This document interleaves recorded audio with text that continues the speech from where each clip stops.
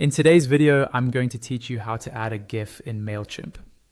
We'll walk through the entire process from opening your account to placing the GIF in your email and finally saving or testing your campaign so you can be confident everything looks exactly the way you want. First, log into your Mailchimp account using your usual details.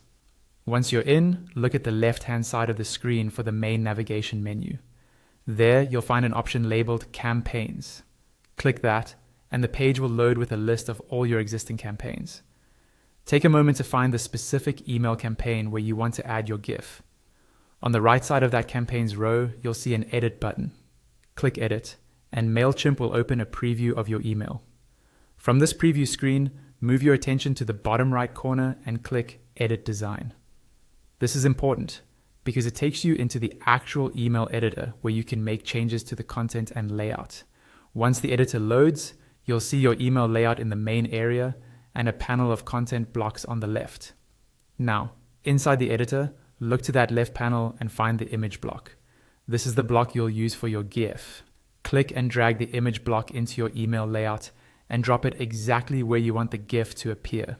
You can place it between text sections, at the top as a header, or anywhere that fits your design.